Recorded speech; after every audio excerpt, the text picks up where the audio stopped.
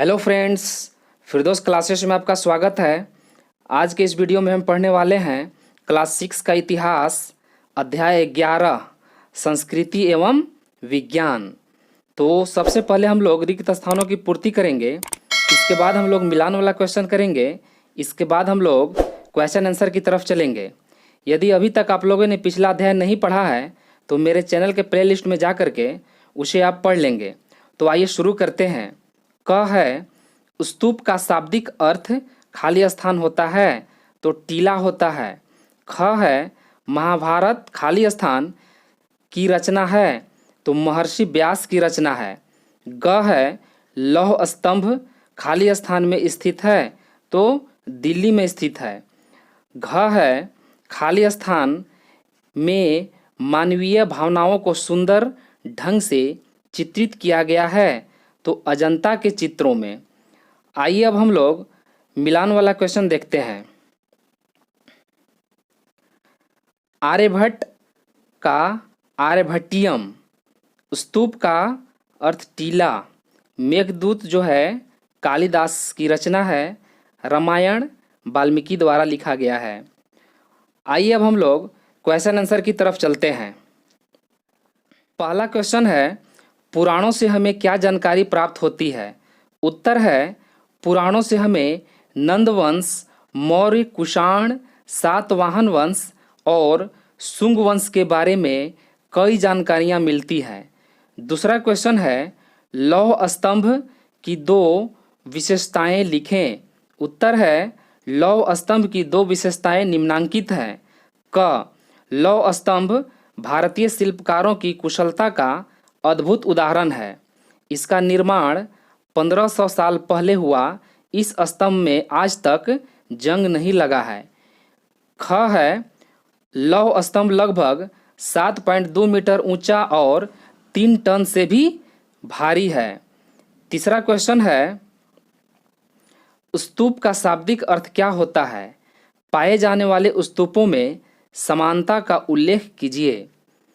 उत्तर है, स्तूप का शाब्दिक अर्थ टीला होता है। स्तूप के आकार भिन्न भिन्न होते थे, लेकिन सभी स्तूपों के अंदर एक छोटा सा डिब्बा रखा जाता था। इन डिब्बों में बुद्ध या उनके शिष्यों के शरीर के अवशेष जैसे हड्डी, राख या दांत या उनके द्वारा प्रयोग में लाए जाने वाली कोई वस्तु या कोई कीमती पत्थर या सिक्के रखे जाते थे। इससे धातु मंजूषा कहते हैं। चौथा क्वेश्चन है, प्राचीन गणितज्ञों के द्वारा रचित दो पुस्तकों के नाम लिखें। उत्तर है, पहला आर्यभट्टियम, दूसरा बौधायन शुल्ब सूत्र। पांचवा क्वेश्चन है, ये आइए चर्चा करने का क्वेश्चन है, प्राचीन भारत में भाषा एवं साहित्य में हुए विकास की चर्चा करें। उत्तर है, वेद प्राचीनतम साहित्यिक कृति है जिससे हमें आर्यों के बारे में प्रारंभिक जानकारी मिलती है। वेदों की कुल संख्या 4 है। सबसे प्राचीन वेद ऋग्वेद है। पहले वेद का ज्ञान मौखिक रूप से दिया जाता था। यह पीढ़ियों तक मौखिक रूप से आदान प्रदान होता रहा। बाद में इनका संकलन ग्रंथ के रूप में हुआ।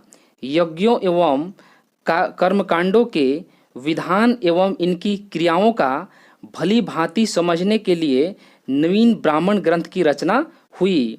इस ग्रंथ को ब्राह्म साहित्य के नाम से भी जाना जाता है। उपनिषद में आत्मा, परमात्मा एवं संसार के संदर्भ में प्रचलित दार्शनिक विचारों का संग्रह मिलता है। चूँकि उपनिषद वैदिक साहित्य का अंतिम भाग है, इसलिए इन्हें वेदांत कहा जाता है। छठा क्वेश्चन है, प्राचीन काल में मंदिरों के निर्माण में राजा की भूमिका क्या रही होगी? और ये आखिरी क्वेश्चन है। उत्तर है, प्राचीन काल में मंदिरों के निर्माण में राजा की भूमिका निम्नांकित थी। प्राचीन काल में मंदिरों के निर्माण में कई चरण होते थे। सबसे पहले अच्छे किस्म के पत्थर को ढूंढना एवं खोद कर निकालना होता था। उसके बाद पत्थरों को निर्धारित स्थान पर पहुंचाना पड़ता था। अब पत्थरों को काट छाट कर तराशने की होती थी। तराशने के क्रम में पत्थरों से खंभों, दीवारों की चौखटों एवं छतों का आकार बनाया जाता था। तैयार होने पर इन्हें सही जगहों पर लगाया जाता था। इस कार्य में काफ़ी धन की आवश्यकता होती थी। संभव है कि इन मंदिरों या इमारतों को राजा या रानी ही बनवाते होंगे। मंदिरों में आने वाले भक्तों के उपहार तथा अन्य लोगों के द्वारा दिए गए भेंट से इमारत की सजावट की जाती थी। उनके नाम खंभों, रेलिंगों और दीवारों पर खुदे मिले हैं। आपके लिए टेस्ट है, लौह स्तंभ कहाँ स्थित है? तो इसका उत्तर आप लोग कमेंट बॉक्स में ज़रूर देंगे। तो इसी तरह के और वीडियो पाने के लिए हमारे चैनल को सब्सक्राइब, लाइक तथा अपने दोस्तों में शेयर ज़रूर करें। उम्मीद करता हूँ कि यह वीडियो आपको पसंद आया होगा। अगले वीडियो में हम लोग क्लास 7 का इतिहास पढ़ेंगे। तब तक के लिए आप अपना ख्याल रखें। धन्यवाद।